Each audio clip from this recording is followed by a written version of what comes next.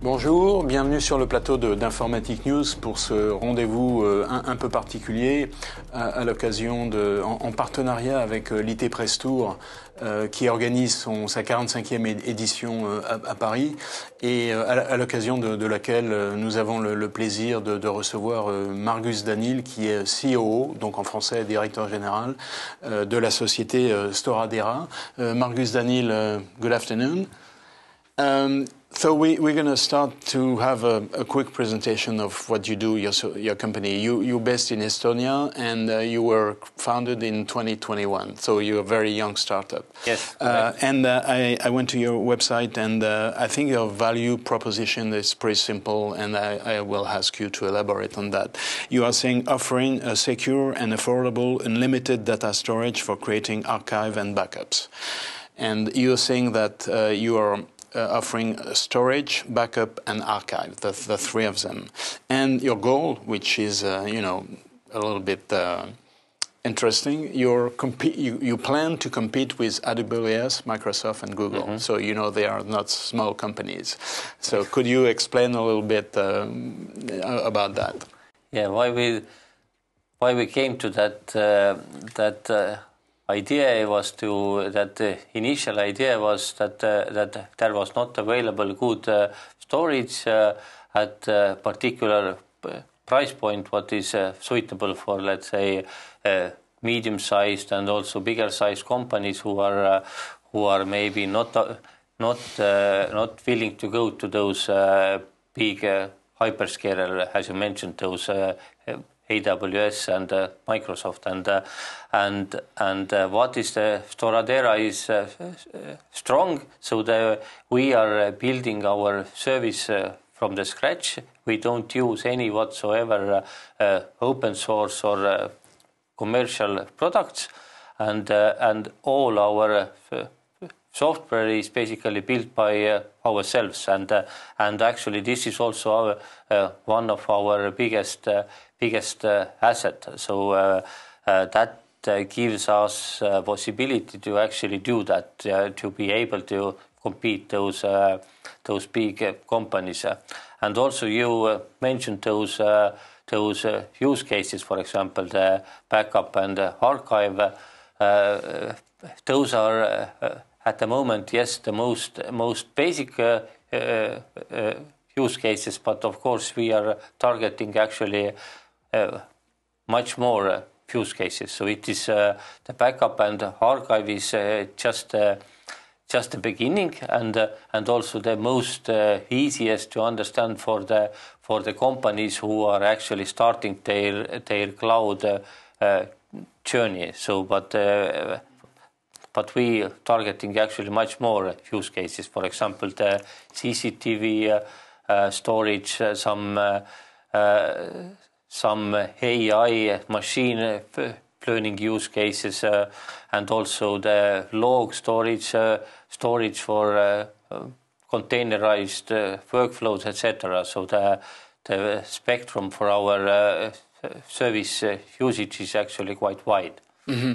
But when did you get this idea that to enter in a, I would say, mature market, because storage is pretty a mature market, and things that, could you tell us a little bit about the history of your company, but where it's coming from, and why do you want to get in that market? Yeah, good question. So the initial idea was started at roughly 2017 when our one of our founders, Tommy Kannisto, who is the CEO and also the CTO of the company, he's the developer, and generally as the developers have some problem, then they tend to start to look for different solutions, and as that moment of time there was no solutions available at that targeted price point, then he had an idea that why not to build this service by ourselves. actually that's the start of the idea, and also this idea is already now been developed as a software product by 4+ years. So this is in a nutshell when it started, and also if you look at price lists of those big players, those are really complicated. So it might be that there are, for example, for the storage service, there might be, for example, 300 lines of different services what this company is charging for. But Storadera has only one line is in our price list, and it is targeted to be extremely simple. So you know exactly what you are paying for, and also we don't have any like hidden fees like the most of the companies have. And yes, this development started like 5 years back, but this main activity started at the end of 2021. So now you are in a full mode operational company. Yes. So all the people who were who actually formed the core team of the Storadera, they basically started in the beginning of the 2021, but at that time we were working as a part-time besides everybody's current jobs. But end of 2021 we joined the Storadera as a full-time employees, and now then it's like 9 months we have been dealing only with that. Okay, so I would like to say that simplicity and pricing are the two main advantages of what you're proposing. Correct. I could agree that it would be possible to make something simple, that I understand, but how is it possible to have a better pricing point than the other one, like AWS or Microsoft? How is that possible? Because they have so many years of experiencing, of development. They have data center everywhere. So how is that possible when you start a new business? Yes, so it's like answer is like twofold. So the one main point is that our software is fully written by ourselves, and it is. So it's developed 100% by yourself. Yes, and it's not coming from open source, or it's no. We don't use any commercial or the open source products for our core storage services. So that's one point, and also it gives us the full control of the service what we are providing. So the meaning we can change fast, we can do new features fast, etc. So we don't depend on anybody else. And also talking about the pricing of the competitors, so generally they don't have need to actually lower the pricing because they have the customer, and actually their services portfolio is quite large. So if they already have a customer, then it's basically lock in for that customer. So it is hard to get out. So it's possible because you're starting from scratch. Basically, yes. That's what and also saying. For them, it doesn't make sense to lower the price because they have the customers anyways. Right. So they might do it at some point when if you grow and if we grow, then then we can become a pain in their ass as well. So right now you have a data center in Estonia. I think I didn't mention that you're an Estonian company. And so you have one data center. Your software is on that data center. But are you also selling that software for the data center on-premise in the customers? Because this will help. Give the customer the opportunity of moving back and forth the données from the data center on-premise and on your own data center.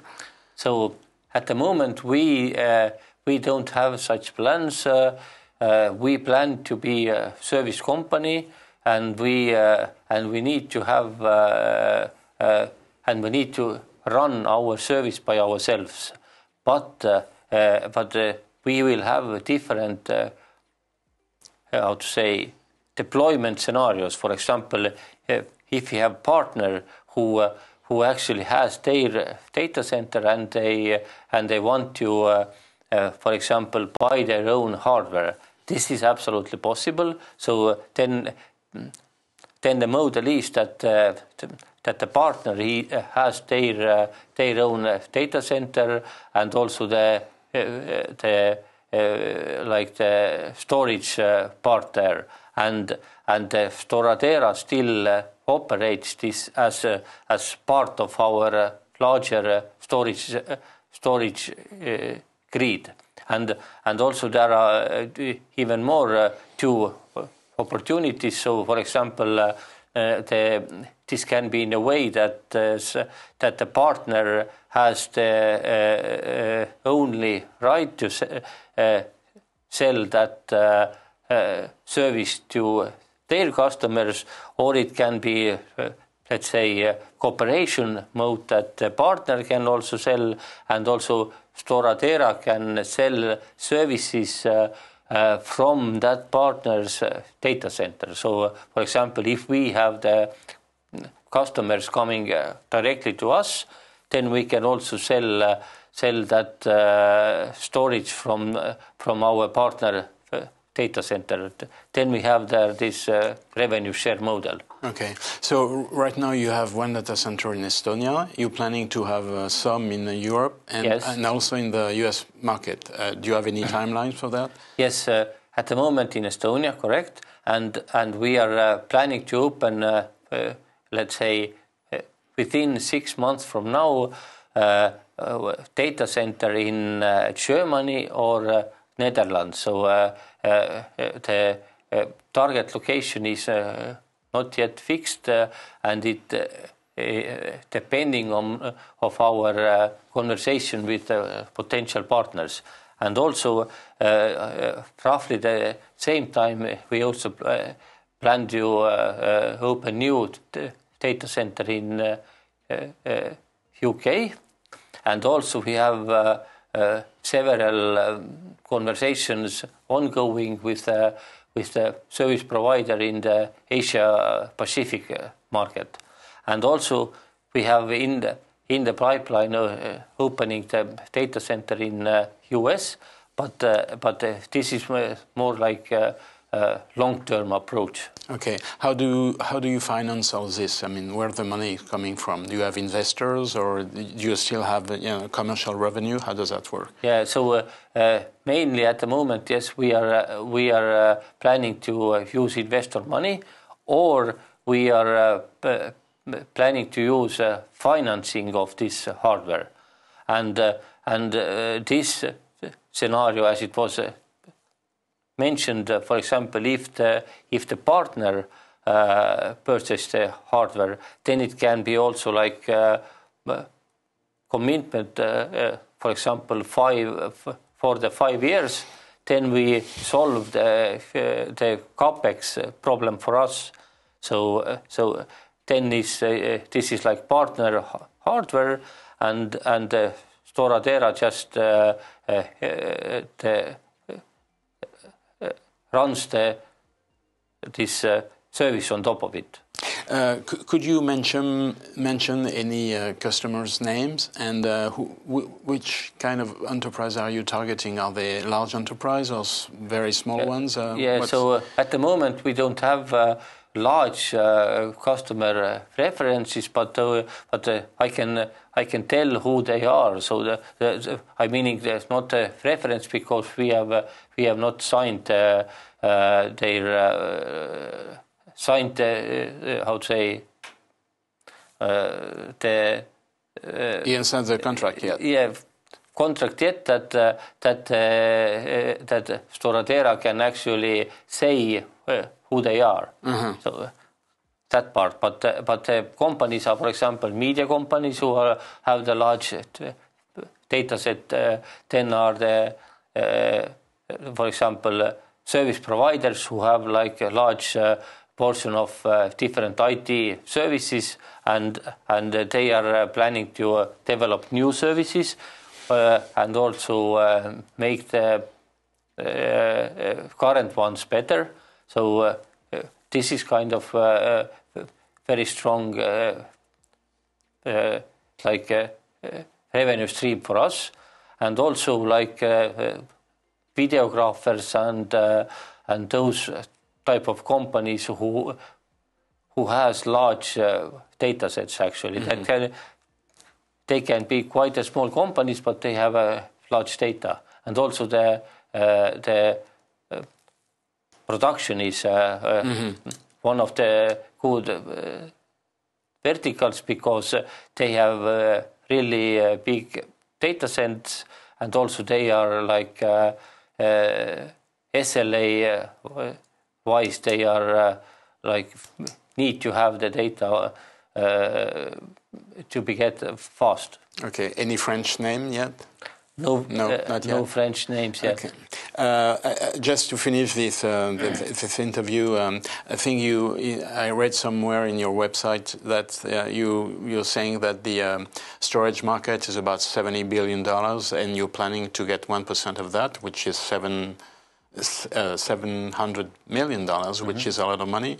What is your goal in terms of revenues?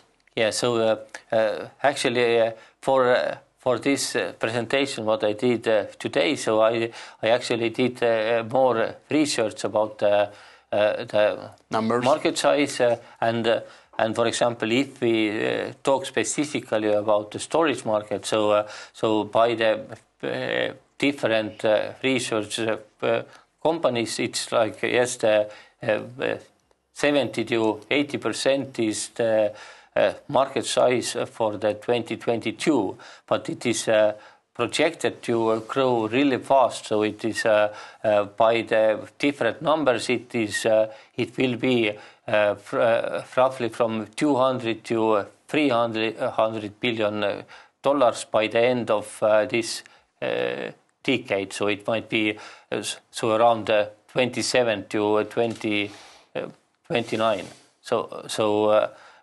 And we still have this plan to catch 1% of that market. And also, what is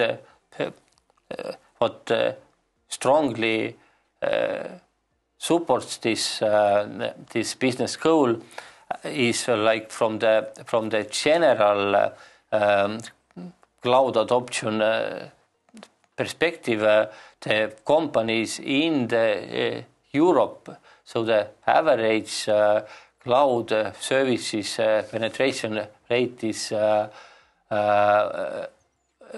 was in 2021 only 40%. So the meaning that 60% is there to catch basically. Okay, well, I think I understand that the market is very big, and you have your goal is to get a small piece of it, but it's a big piece anyway. Margus, Danil, thank you very much. Thank you very much for me to being here. So it was a pleasure. Thank you.